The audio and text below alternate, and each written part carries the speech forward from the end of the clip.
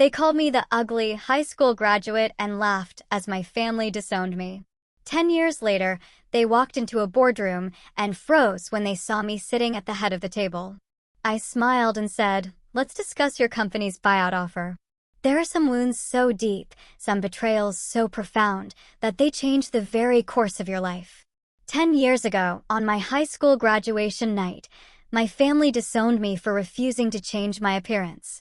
They called me an ugly duckling, and that night my world crumbled. But let me tell you, they had no idea how much the tables would turn. My name is Harper Bailey, and I'm 28 years old. I grew up in Wellesley, an affluent suburb just outside of Boston. From the outside, our sprawling colonial house, perfectly manicured lawns, and luxury cars in the garage screamed perfection. But inside those pristine walls, appearance wasn't just important, it was everything. My mother, Kimberly Bailey, was a former beauty pageant runner-up, a woman who never quite got over losing her crown. She woke at 5 a.m. for a rigorous beauty routine, her bathroom cabinet a Sephora stockroom, meticulously organized. Missing her weekly salon appointment was a cardinal sin. My father, Richard Bailey, a high-powered corporate attorney, enforced our family image with an iron fist. Baileys present themselves with excellence, he declared before any public outing. His cologne collection alone cost more than most people's rent, and he never left the house without a perfectly tailored suit. Then there was my older sister, Madison. 3 years my senior, she was blessed with mom's high cheekbones and dad's striking blue eyes. Madison was the golden child, collecting titles like cheerleading captain, homecoming queen, and prom queen. Her bedroom wasn't adorned with band posters, but with pageant sashes and modeling certificates. And then there was me. From an early age, it was clear I hadn't won the genetic lottery, at least not in the ways my family valued. While Madison was signing with a teen modeling agency at 14, I was battling severe cystic acne that mocked every dermatologist's treatment. While she shopped for homecoming dresses, I was fitted for my third set of braces. While she maintained a perfect size too, I fluctuated between chubby and pleasantly plump, as my mother euphemistically put it. "Harper, darling, have you been using that special face wash I bought you?" Mom would ask at breakfast, her disappointment barely concealed as she scrutinized my latest breakout. "You know, if you just cut out dairy like I suggested, your skin would clear right up." The suggestions were endless. Special diets, expensive creams, painful facials where estheticians would tisk-tisk over my problematic skin. By 13, I was on a beauty regimen that would be excessive for a Hollywood actress.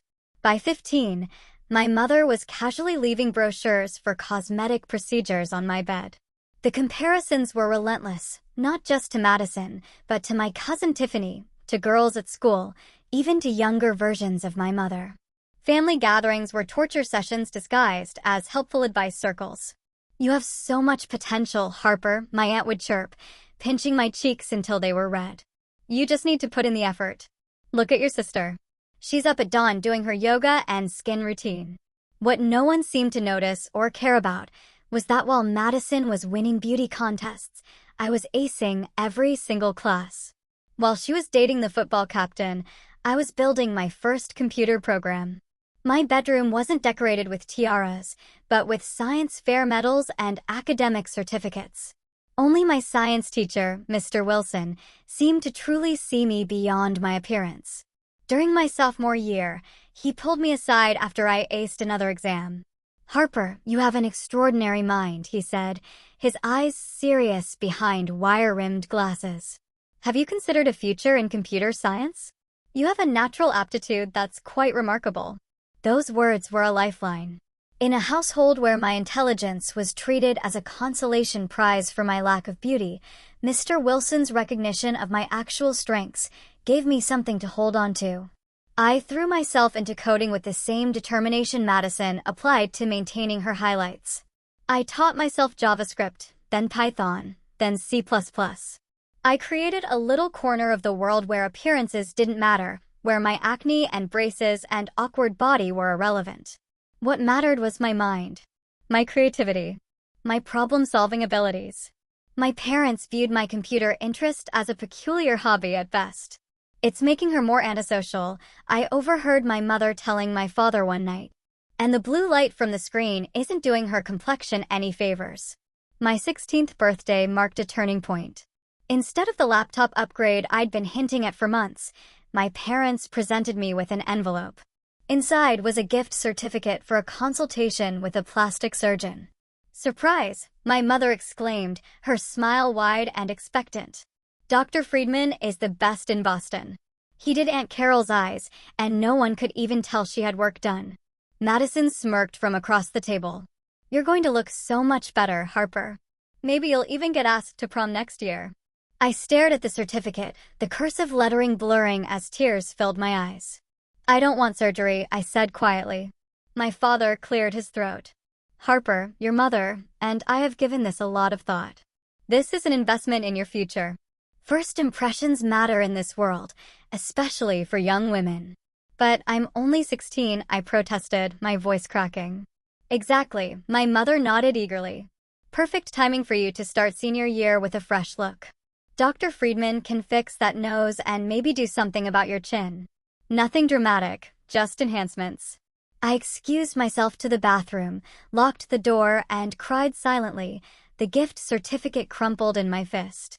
That night, I started coding a blog where I could express myself anonymously, where I could exist without being reminded of all the ways I failed to meet the Bailey beauty standard.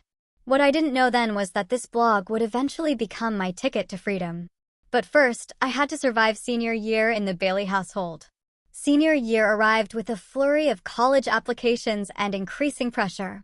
While my classmates stressed about personal essays, I was juggling two distinct lives: the perfect Bailey daughter my parents demanded, and the brilliant coder I was becoming in secret. My focus remained laser-sharp on academics. MIT had become my dream school, not just for its prestigious computer science program, but for the distance it would put between me and my family's suffocating expectations. Every A on my transcript was another step toward Cambridge and away from them. Meanwhile, my battle with cystic acne reached new heights. Despite spending thousands on dermatologist appointments, prescription medications, and high-end skincare, my skin refused to cooperate. Each new breakout was treated like a family emergency. "Harper, did you touch your face again? You know that spreads bacteria," my mother would scold, examining my skin under harsh bathroom lights. "We have the Reynolds Charity Gala this weekend." What am I supposed to tell people? My sister Madison's friends had appointed themselves my unofficial tormentors at school, led by Brooke Henderson. Their favorite game was Harper Makeover, where they'd loudly discuss what procedures I needed while standing near my locker. "Definitely a nose job first," Brooke would announce, loud enough for nearby students to hear. But honestly, it might be easier to just start from scratch. Their laughter would echo down the hallway as I hunched deeper into my oversized sweater, trying to become invisible. My refuge became the computer lab during lunch periods. While others socialized in the cafeteria, I worked on my coding projects and maintained my anonymous blog, CodeGirlX. What had started as a digital diary had evolved into a respected resource for young coders. I posted tutorials, shared projects, and connected with a community that had no idea what I looked like and didn't care. When college acceptance letters began arriving that spring, I kept my growing pile of yes envelopes secret. Harvard, Stanford, Caltech, and finally, MIT, with a partial scholarship. I couldn't contain my excitement when that particular letter arrived, letting out a small squeal in the privacy of my bedroom. "What are you so happy about?" Madison appeared in my doorway, her eyes narrowing suspiciously. "Nothing," I said quickly, tucking the MIT letter under my pillow. "Whatever. Mom wants to talk to you about college applications. She's been calling Aunt Beth about getting you an interview at Vassar." I froze. "But I've already been accepted to what? Community college." Madison scoffed. "Mom's been working on this for months. Aunt Beth is an alumni donor. They're expecting you to follow family tradition. All Bailey women go to Vassar." That evening, I tried to share my MIT acceptance during dinner. "I have some good news," I began cautiously. "I got accepted to MIT with a scholarship." The table fell silent. My father set down his fork. My mother's smile became fixed. "MIT? That engineering school. My mother's voice was tight. Harper, we've discussed this. Vassar has an excellent liberal arts program, and you'd be following in my footsteps. But I want to study computer science, not liberal arts. My father cleared his throat. Computer science isn't a suitable career for a young woman from your background. It's all antisocial men in basements. No Bailey is going to become some sort of tech hermit. Besides, my mother added, Vassar girls have a certain polish. MIT is so unfeminine. The argument escalated until I retreated to my room in tears, the MIT acceptance letter clutched to my chest. That night, I made my decision. I would attend MIT, with or without my parents' blessing or financial support. As graduation approached, a new battlefield emerged, what I would wear to the ceremony.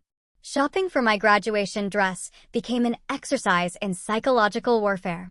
My mother dragged me to upscale boutiques, selecting dresses that were either too tight, too revealing, or completely impractical for sitting through a 3-hour ceremony. This one highlights your waist, she insisted, holding up a form-fitting satin number that made me look vacuum-sealed. We need to accentuate your few good features. After 5 miserable shopping trips, she finally selected a pale pink dress with an uncomfortable corset back that left me gasping for breath. The moment we returned home, I began planning modifications. Subtle alterations to make the dress wearable without my mother noticing until it was too late. Late at night, I carefully let out seams and loosened the corset ties, replacing them with hidden elastic panels that allowed me to breathe. I adjusted the neckline to be less revealing and added small pockets, a practical addition my mother would have vetoed as bulky. 2 days before graduation, I tried on the modified dress. It looked nearly identical to the original design, but felt entirely different, comfortable, practical, mine. For once, I didn't hate my reflection. My small victory was short-lived. The morning of graduation arrived with a fresh crisis. My mother entered my room at 6 a.m., arms laden with makeup kits, hot rollers, and her emergency sewing kit. We need at least 3 hours to get you ready, she announced, plugging in a curling iron. I've booked Margot to do your makeup. She's a miracle worker.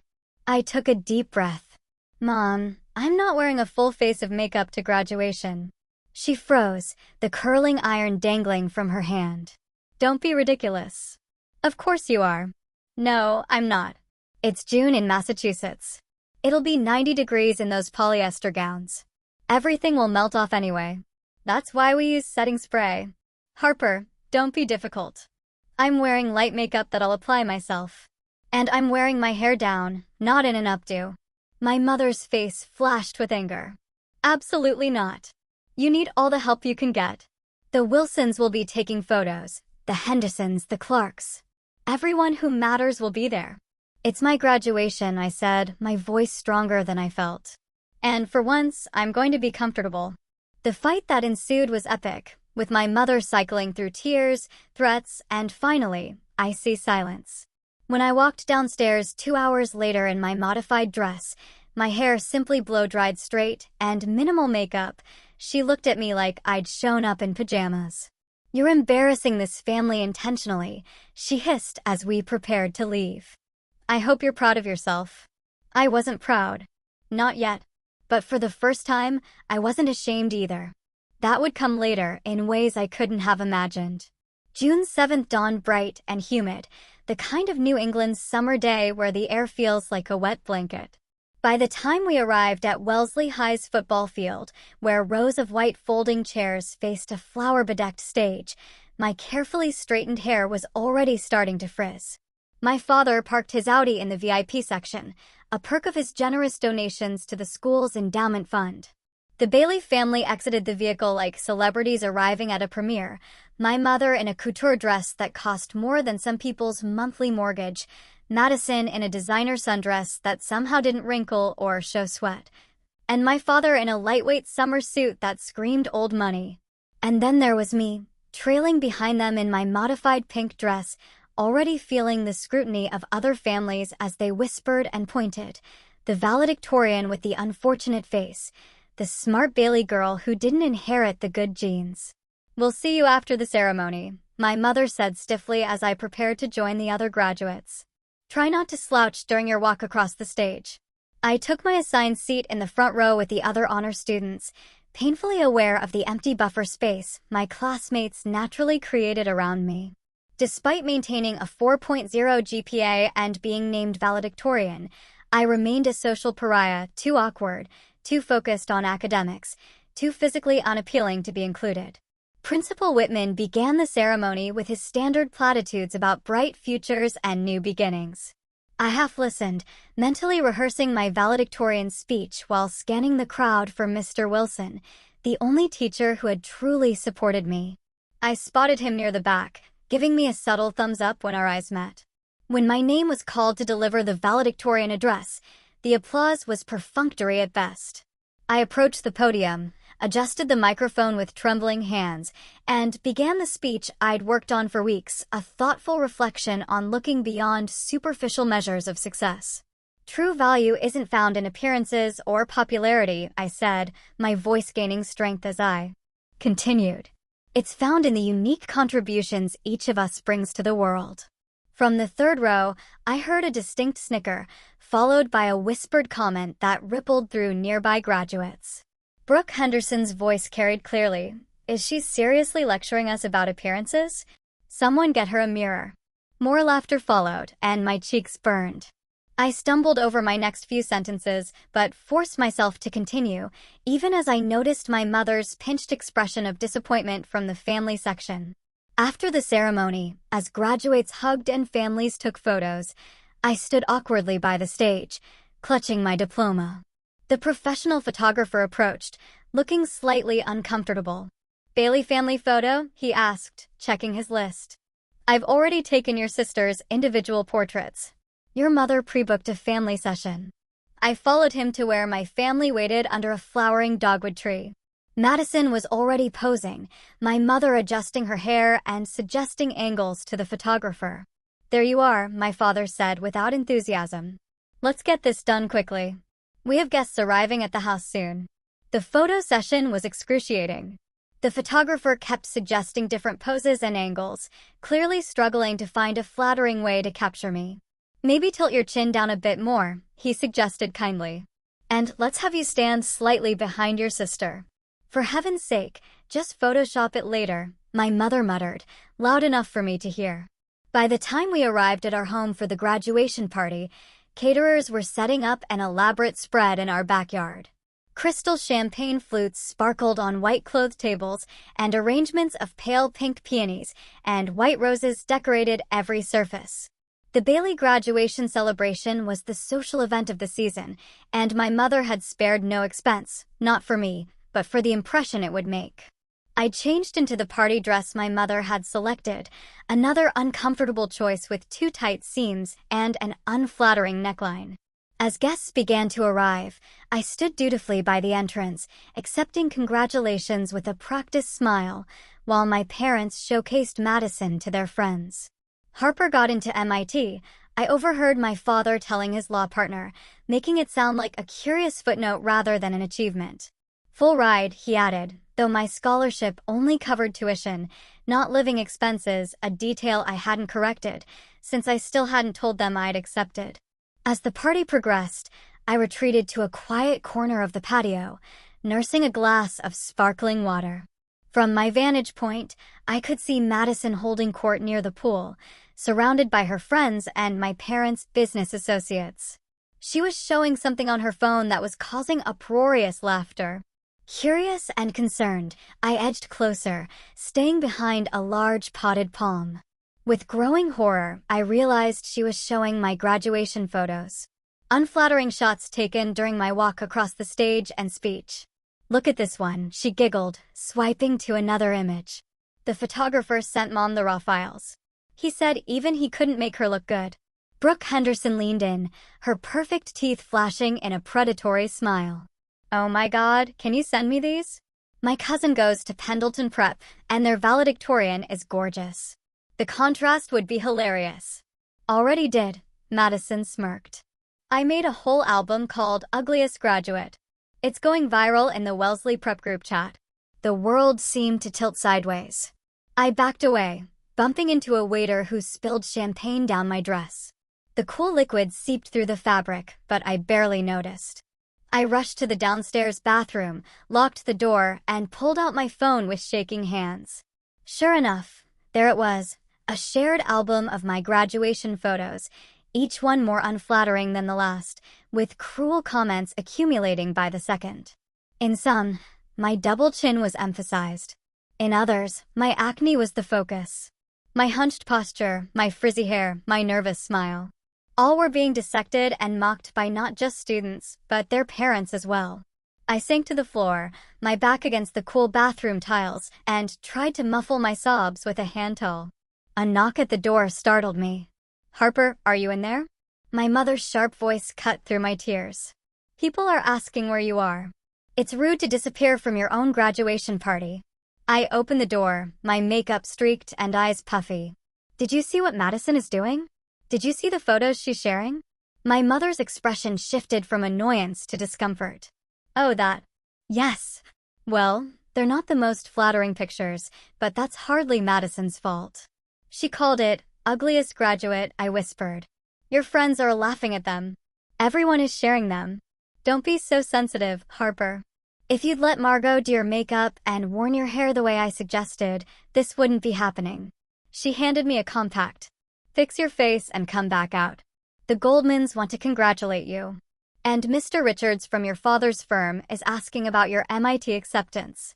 I stared at her, unable to believe what I was hearing. "You're not going to say anything to Madison? You're not going to make her take them down?" My mother sighed, checking her watch. "What's done is done now. Please be ready in 5 minutes and put some powder on that redness." She left me standing there, clutching her compact, my world collapsing around me. Through the bathroom window, I could see more guests arriving. My father's business associates, local politicians, family friends who had known me my entire life. All of them would have seen those photos by now.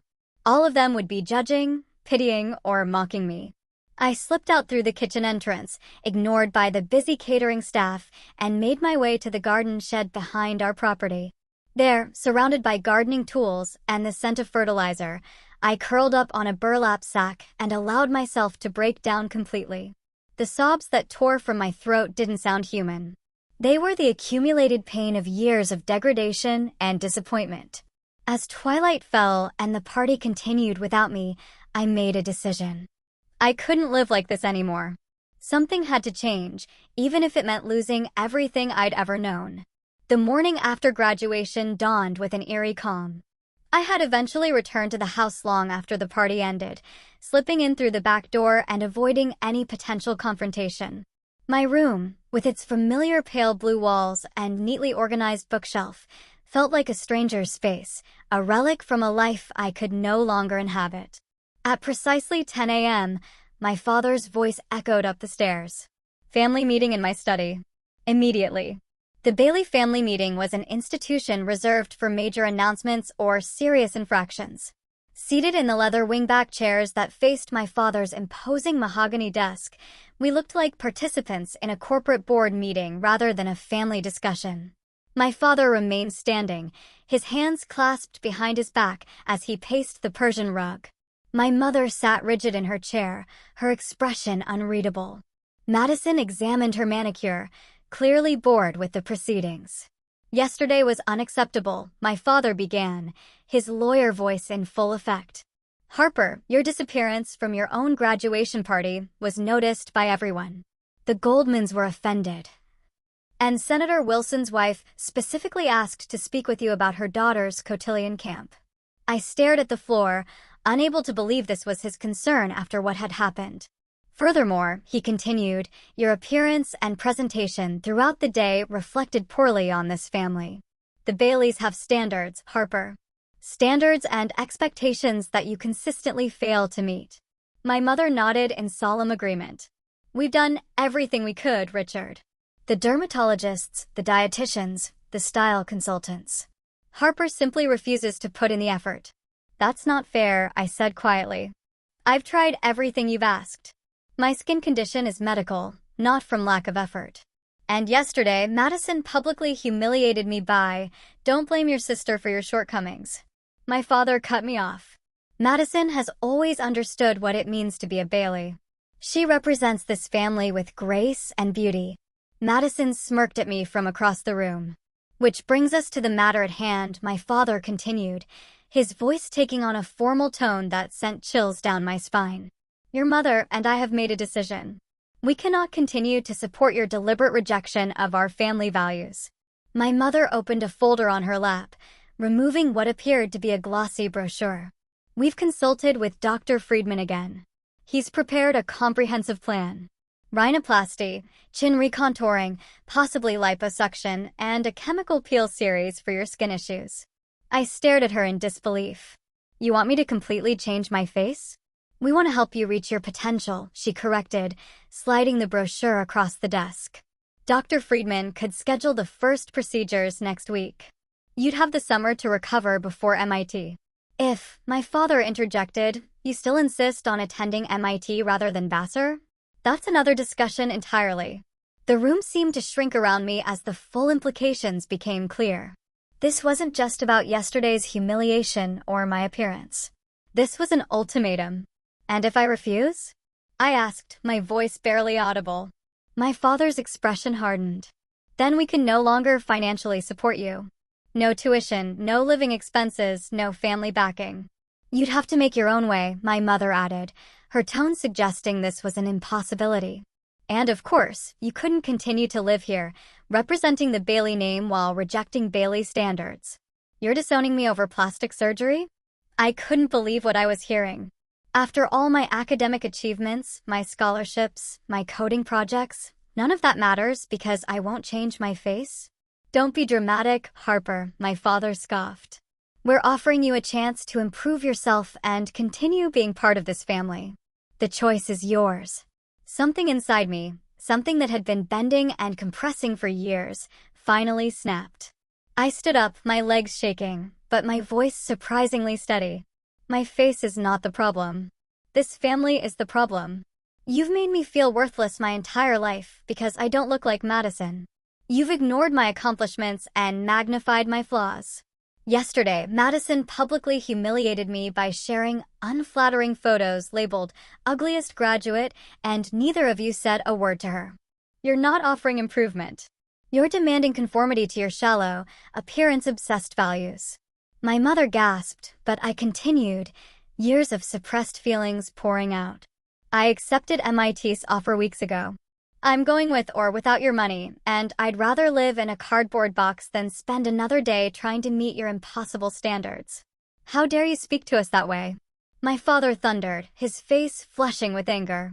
After everything we've done for you, what exactly have you done for me? I challenged. Criticized me, compared me to Madison, made me feel like I'm never good enough.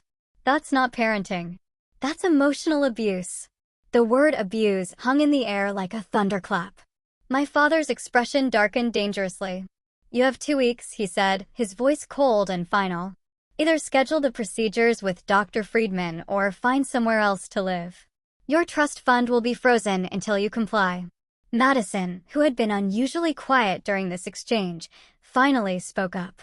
She keeps a diary, you know, under her mattress. She's written some very interesting things about this family. My blood ran cold. My diary contained my most private thoughts, my pain, my anger, my plans for the future. And Madison had read it. You went through my things? I whispered, betrayed. She shrugged, a small smile playing at her lips. I was looking for a phone charger. It's not my fault you wrote such nasty things about Mom and Dad and me. My mother stood abruptly. This conversation is over. We're leaving for the Hamptons this afternoon for the summer opening. Harper, you have 2 weeks to make your decision. I suggest you use the time wisely. They filed out of the study, leaving me alone with the plastic surgery brochure and the shattered remains of my family relationship. I returned to my room in a daze, pulling out my diary from its hiding place.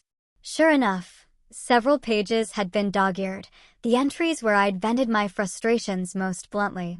That afternoon, the house fell silent as my family departed for their Hamptons vacation, a traditional Bailey summer migration I would not be part of.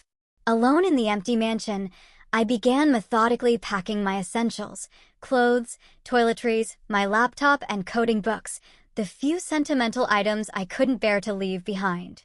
Everything fit into 2 suitcases and a backpack, a shockingly small representation of 18 years of life.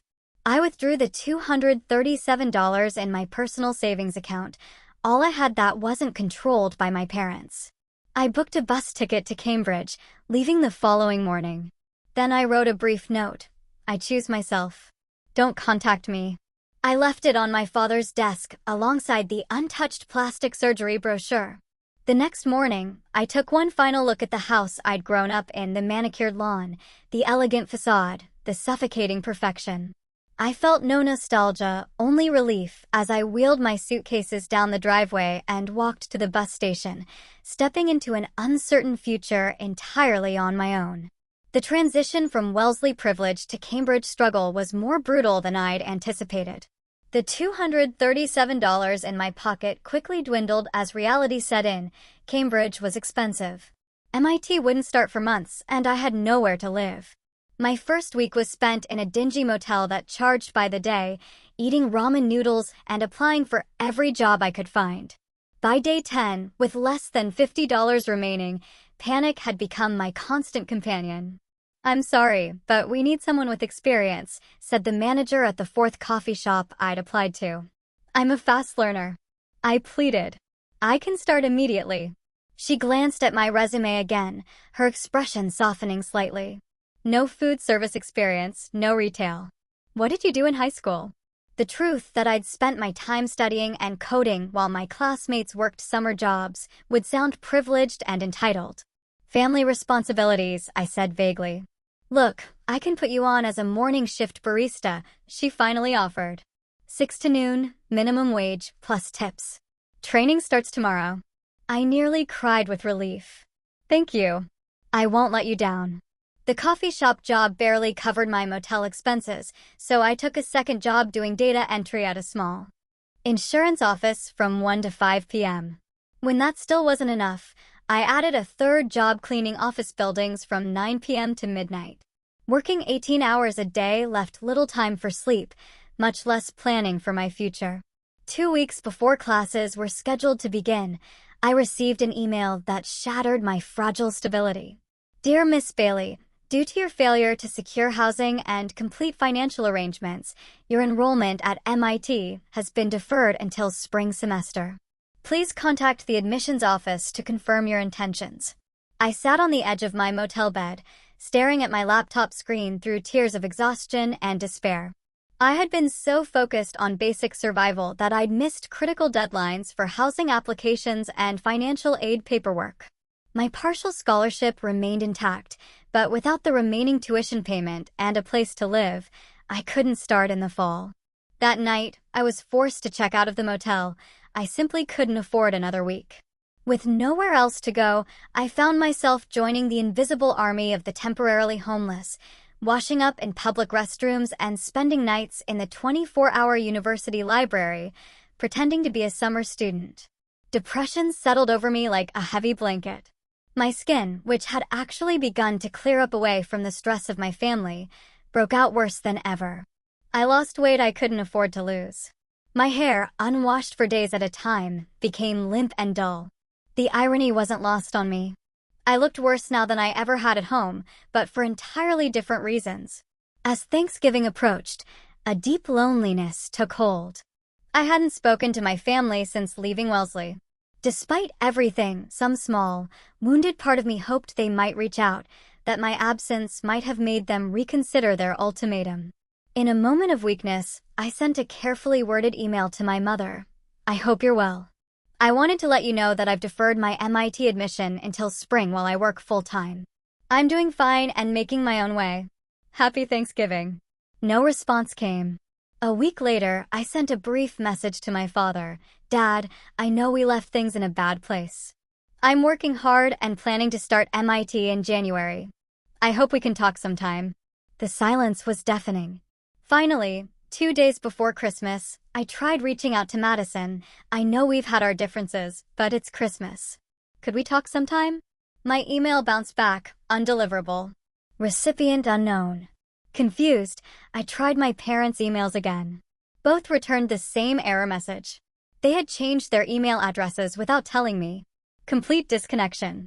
With shaking hands, I wrote a physical letter to our Wellesley address, pouring my heart onto the page. I didn't ask for money or even forgiveness, just acknowledgement that I existed. A week later, my letter returned to the coffee shop address I'd included as a return address, stamped across the envelope in red ink, returned to sender. No longer at this address. They had moved. My family had physically relocated without telling me, leaving no forwarding address. The finality of it knocked the wind from my lungs. They hadn't just disowned me, they had erased me. The combination of physical exhaustion, emotional devastation, and poor living conditions finally caught up with me 2 days after Christmas. In the middle of my morning shift at the coffee shop, I collapsed, my body simply shutting down. I woke up in a hospital bed, for fluids dripping into my arm. A nurse named Janet was adjusting my pillows, her kind face creased with concern. "There you are," she said gently. "You gave everyone quite a scare, young lady." What happened? My voice sounded strange to my own ears. "Severe dehydration, malnutrition, and exhaustion," she explained. "Your body just couldn't keep going. The doctor wants to keep you for observation at least overnight." Panic seized me. I can't afford this. I don't have insurance. I need to get back to work. Janet placed a calming hand on my arm. "Your manager at the coffee shop called an ambulance when you collapsed. She also mentioned that you might be in a difficult situation." Shame burned through me. "I'm fine. I'm a student, just working through some temporary issues." Janet's expression told me she didn't believe me, but she didn't push. "The hospital has programs for people who need assistance. Let me bring you some forms."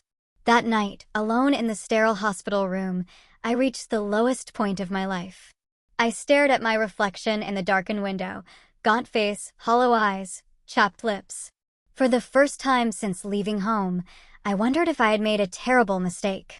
Maybe I should have accepted my mother's offer. Maybe a few surgical procedures would have been worth having a roof over my head, food in my stomach, and a clear path to education. Maybe my face really was the problem. I picked up my phone, my mother's number still memorized despite months of silence. My thumb hovered over the call button. One call and I could go home. One surrender, and this nightmare would end. "No," I whispered to my reflection. "This isn't about my face. It never was." I set the phone down and turned away from the window. I wouldn't call. I wouldn't break. Somehow, I would find a way forward on my own terms. Little did I know that rock bottom was exactly where my real life would begin. After 3 days in the hospital, I was discharged with strict instructions to rest and improve my nutrition. With nowhere to go, I faced the prospect of returning to my untenable living situation until Janet, the nurse who had cared for me, made an unexpected offer. My daughter's roommate just moved out of their apartment. They're looking for someone to take the room. It's not fancy, but it's clean and affordable. I stared at her, suspicious of such convenient timing. "Why would you help me? You don't even know me." Janet's kind eyes crinkled at the corners. "Because 20 years ago, I was you. Alone, struggling. Someone gave me a chance when I needed it most. I'm just paying it forward." 2 hours later, I was standing in a small but clean bedroom in a modest 2-bedroom apartment. My new roommate, Alicia Chin, was a computer engineering graduate student with an easy smile and zero interest in my appearance. Bathrooms shared. Kitchen's a disaster zone, but functional. "And the Wi-Fi password is taped to the fridge," she said, completing her rapid-fire tour. "Rent's due on the 1st. Any questions?" "Why are you asking me more questions?" I couldn't help but ask. "Don't you want references or something?" Alicia shrugged. "Janet vouched for you. Plus, you look like you've been through hell, so I'm guessing you're not going to throw wild parties." That's good enough for me. That night, sleeping in a real bed for the first time in weeks, I felt the first tentative stirrings of hope. The next morning, Alicia was typing furiously at the kitchen table, surrounded by empty coffee mugs and scattered papers. "You code?" she asked, noticing my interest in her screens. "Yeah, Python, JavaScript, some C++. Her eyes lit up. "For real?" I'm drowning in this project for my startup incubator. The backend is a mess, and our developer quit last week. Want to take a look? I peered at her screen, immediately spotting several inefficiencies in the code. Your loops are redundant here, and this function could be simplified. Holy crap. Alicia breathed. Can you fix it? Probably. She pushed her laptop toward me. If you can. Salvage this. I'll pay you. Not much, but something. I spent the day restructuring Alicia's code, losing myself in the familiar comfort of programming logic. By evening, I had transformed her unwieldy backend into something streamlined and functional. This is incredible, she said, reviewing my work. Where did you learn to code like this? Self-taught mostly. I was supposed to start at MIT this fall, but I trailed off, not wanting to explain my whole sad story. MIT? Wait. Have you published anything? Blog posts, tutorials, anything? I ran a coding blog called CodeGirlX for a few years, I admitted. Alicia's jaw dropped. Your CodeGirlX? Seriously, your Python tutorials saved my ass freshman year. The validation from a complete stranger, someone who knew my work but not my face or my family name, felt like pure sunshine after months of darkness. Our startup needs someone with your skills, Alicia continued. It's just a small team working on an app for college students, but we have seed funding. It wouldn't be much at first, but I'll take it, I said immediately. The next few weeks brought rapid change. Alicia introduced me to her startup team, who cared more about my coding abilities than my appearance. I began working part-time while maintaining my coffee shop job for stability. In late January, I received an email from MIT's financial aid office. Dear Miss Bailey, we have reviewed your situation and are pleased to offer you an expanded aid package, including emergency housing assistance and a work-study position in the computer science department. Please contact us to complete the necessary paperwork for spring enrollment. It turned out that Dr. Reynolds, a professor who had interviewed me during the application process, had taken a personal interest in my case after learning I had deferred. His intervention had unlocked resources I didn't know existed. By February, I was officially an MIT student, living in subsidized housing, working part-time for a startup, and flourishing academically. My professors quickly recognized my abilities, and Dr. Reynolds became a mentor, guiding me through both academic challenges and life adjustments. You have extraordinary talent, Harper, he told me after I aced my first major project. But more importantly, you have extraordinary resilience. Spring bloomed into summer, and I secured an internship at a small tech company that paid enough for me to quit the coffee shop. For the first time in my life, I was completely self-sufficient, making my own decisions, following my own path, answering to no one but myself. One evening in late August, as Alicia and I shared takeout Chinese food in our apartment, she made an observation that startled me.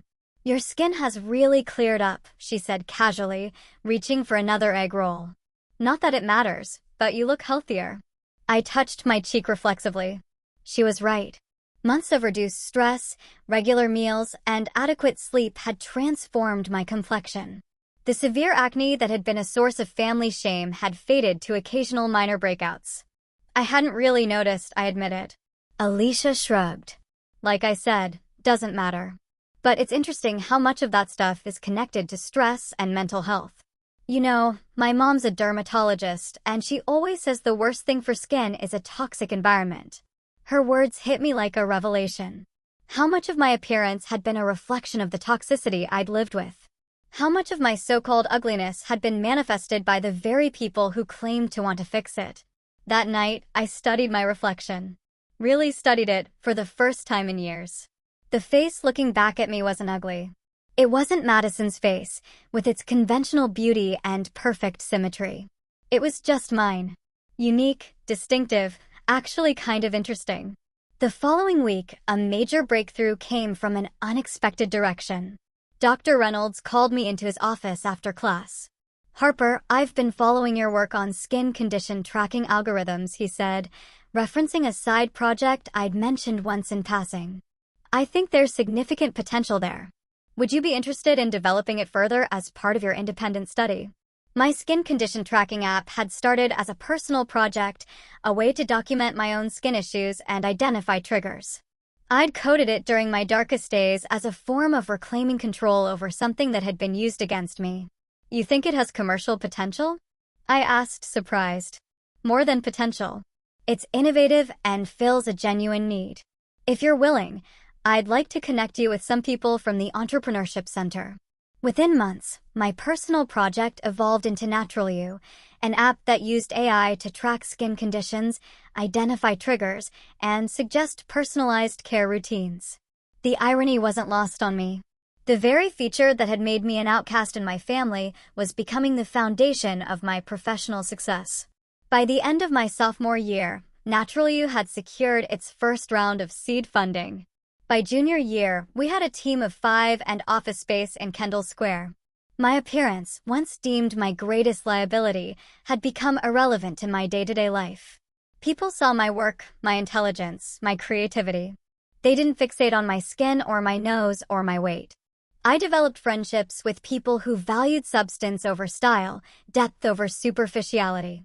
I even started dating Thomas, a mechanical engineering student who found my mind more attractive than my gradually improving appearance. "I like your face," he told me once, running a finger gently along my cheek. "It's interesting. It tells a story." No one had ever described my face that way before.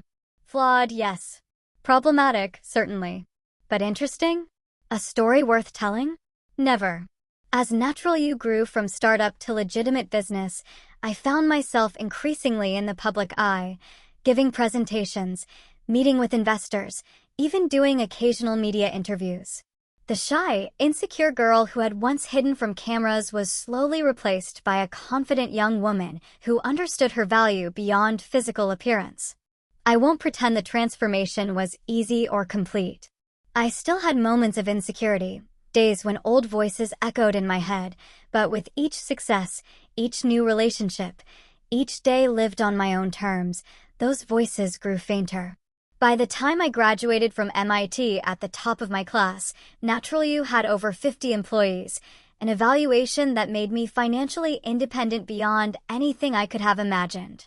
I bought my first apartment, a modest but beautiful space overlooking the Charles River, and furnished it exactly as I pleased, with no mother to critique my taste or father to question my choices.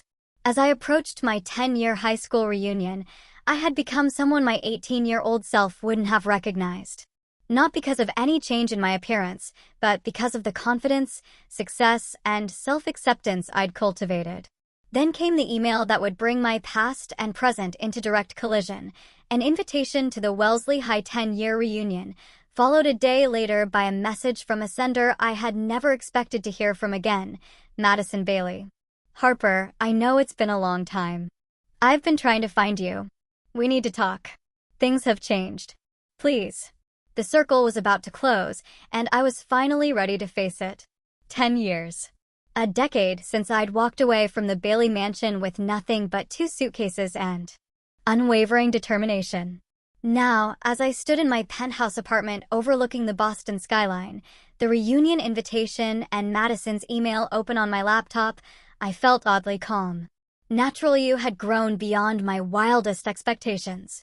Recently valued at over $50 million, our app had expanded into a comprehensive platform supporting people with various skin conditions, and we just launched a foundation providing dermatological care to underserved communities.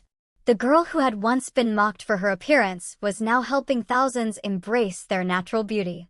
"Are you really considering going?" Thomas asked, wrapping his arms around me from behind. After 3 years together, he knew my family history in detail. "I think I need to," I replied, leaning back against his solid presence. "Not for them, but for me. To close this chapter completely." I replied to Madison's email with a simple message. "I'll be at the reunion. We can talk there."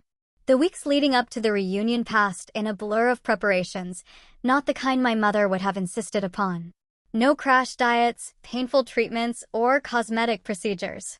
Instead, I focused on my mental preparation, working with my therapist to establish healthy boundaries for the inevitable confrontation.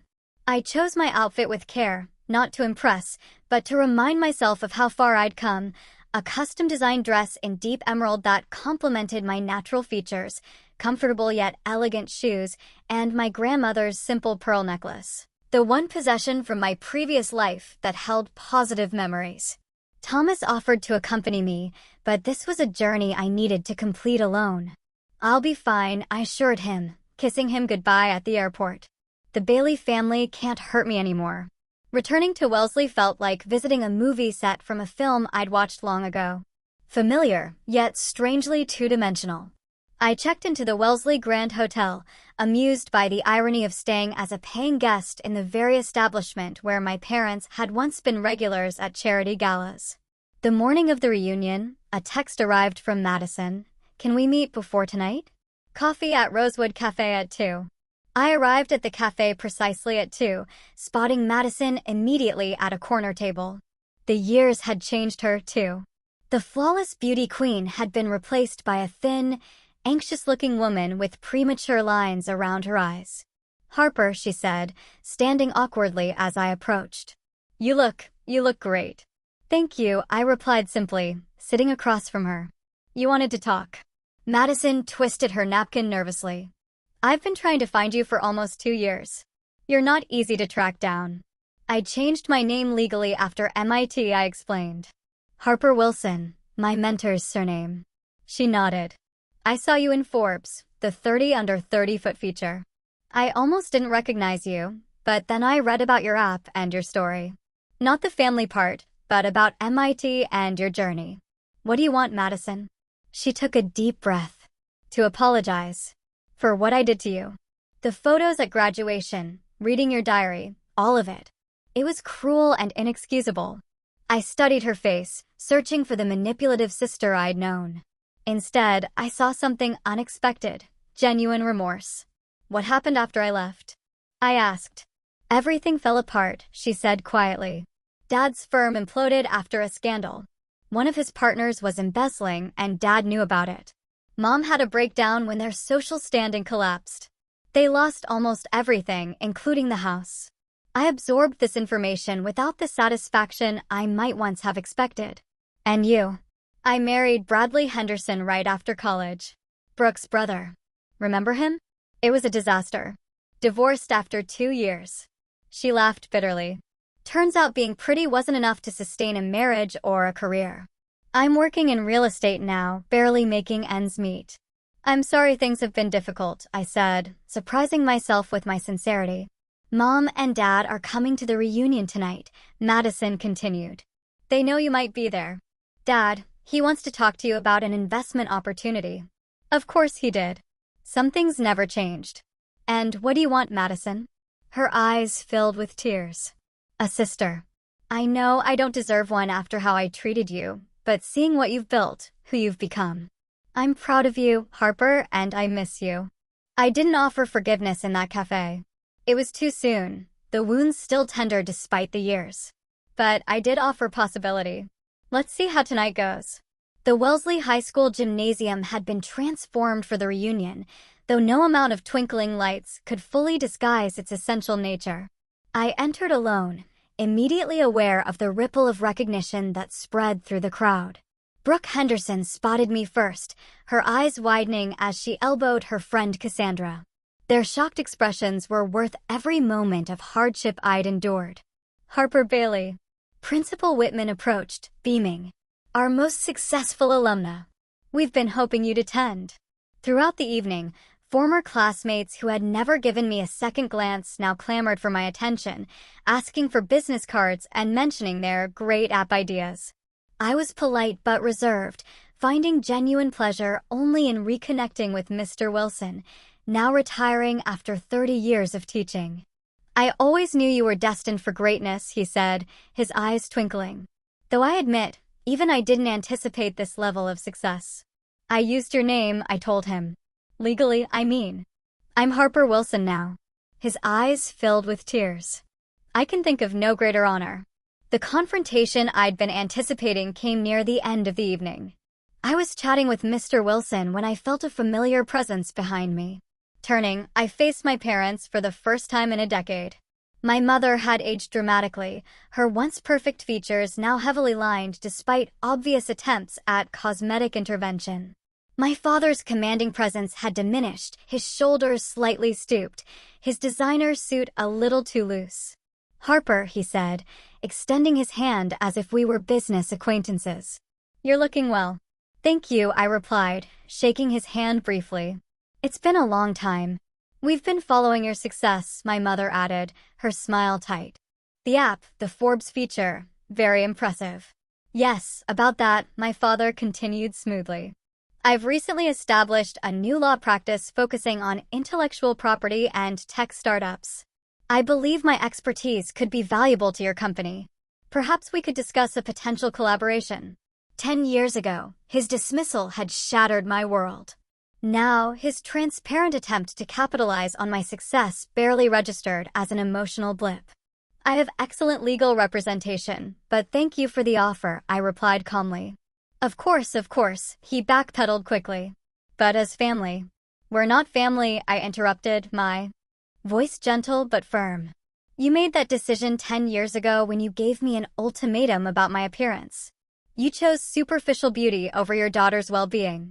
That was your choice, and I've made peace with it." My mother's face crumpled. "Harper, we were only trying to help you. We wanted you to have every advantage.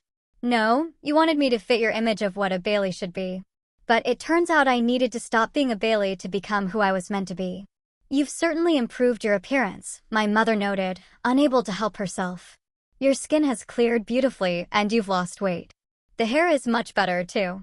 I smiled, recognizing the backhanded compliment for what it was, the last desperate attempt to maintain her worldview. "My appearance hasn't improved, Mom. I've simply stopped allowing others to convince me it was a problem." I felt a hand on my shoulder and turned to see Madison. "Mom, Dad, I think we should go," she said quietly. "Harper has other people to catch up with." As they turned to leave, I called out, "Madison." She looked back hopefully. "Coffee next week?" "Same place." Her smile was genuine. "I'd like that." Watching them walk away, I felt no triumph, no vindication, only liberation. The family that had once defined me through their rejection no longer held any power over my self-worth. Later that night, back in my hotel room, I video called Thomas to share the events of the evening. "So that's it? Chapter closed?" he asked. I considered the question. "Not closed, exactly. Rewritten. I'm open to having some kind of relationship with Madison. She seems genuinely changed. As for my parents, I can be civil, but there are boundaries I won't compromise on." "I'm proud of you," he said simply. 2 days later, I delivered the keynote address at a girls' tech conference in Boston. Looking out at the sea of young, eager faces, girls who had faced their own challenges and pressures around appearance and worth, I shared my story publicly for the first time. "Your value isn't determined by your appearance," I told them. "Not by your skin or your weight or your features. Your worth lies in your mind, your heart, your resilience, and your unique contributions to this world." It took me losing everything to discover that truth. My hope is that you can learn it without the same painful journey. My story doesn't have a fairy tale ending where family wounds are magically healed. My relationship with Madison is slowly rebuilding, one careful conversation at a time. My parents remain on the periphery, our interactions limited and conditional. But that's okay. The happy ending isn't about them. It's about me and the life I've created on my own terms. 10 years ago, they called me the ugly high school graduate and disowned me for refusing to change my appearance. Today, I know that what they saw as my greatest flaw became the foundation of my greatest strength, the ability to see beyond the surface and value what truly matters.